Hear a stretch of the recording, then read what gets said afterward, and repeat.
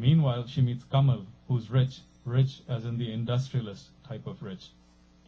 Komila had to stop then for a stylist to squeeze by with her client. Space was so expensive in Bombay that even the best salons always had too many chairs squeezed in, too much business. And every day the salons were full. There was a lot of money in the city, and Komila had a fair bit of it, and she knew exactly who had how much. She went on. But then she meets Kamal. This is at the same time she's doing Rajiv on the side of the horrible husband, I mean. Kamal is loaded, and socially he's completely connected. He's right in the center. And let's face it, she's an attractive woman. So then she starts angling for Kamal, right under her husband's nose, you understand. They move in the same circles, all of them. But again, the same story, unhappiness, hi, I'm so sad, all that. Men can't resist that. So stupid. So then she's doing Kamal and Rajiv at the same time. Can you believe that? Mary could believe it easily.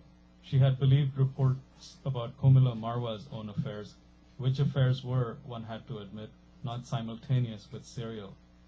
Mary made a properly shocked face and whispered with exactly the right touch of titillation. And then? Then what? That Kamal falls completely for her. She's got that sweet, sweet, innocent face, you know, and, according to Rajiv, she gives a mean blowjob. So Kamal leaves his wives and 3 kids and ends up getting engaged to her. Of course, her poor husband is totally stunned, but imagine what poor Rajiv goes through.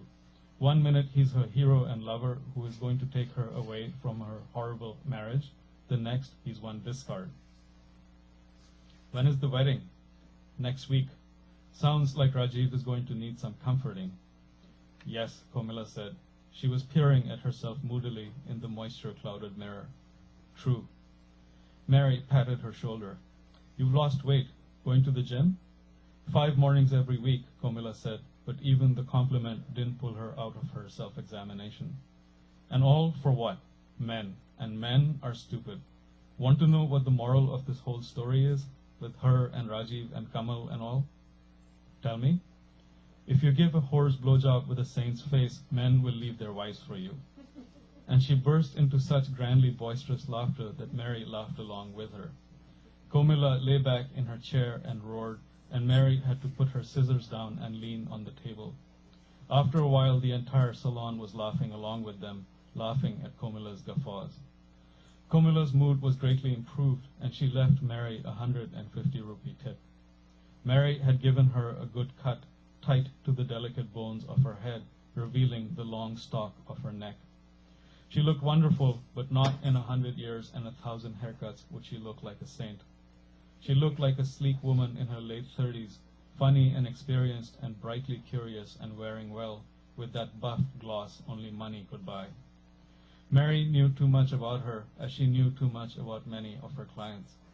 Mary knew, for instance, that long ago, when Komila had been in her early 20s, she herself had been made into the other woman, that her moneyed Marwadi boyfriend had left her to marry a nice Marwadi girl chosen by his parents, that this boyfriend had continued to meet Komila in Goa for weekends through 2 children and many avowals of undying love and declarations that he cared nothing for his boring wife, that he had always promised to leave the wife the next summer and then the next, and that of course he never had.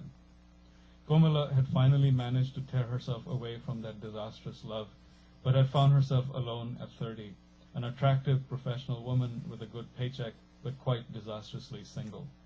There were many in Bombay like her, too many. She had flailed around for a couple of years and had been lucky to land her husband, a widower 19 years older than her. He was quite comfortable, had his fingers in real estate and travel, and had been charmed by her style. He had married her, and they had had 2 children, and Komila had found her stable, safe home, and also, inevitably, certain discontents. After the children were born, she had taken 2 lovers. All this Mary knew. Twilight was Mary's favorite time, and as she often did after work, she walked down Carter Road to the seawall.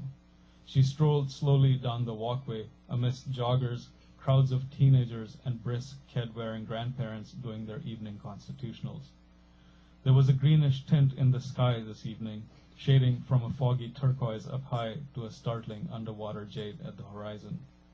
This was what Mary loved about the dimming of the day, this mingling of colors and people.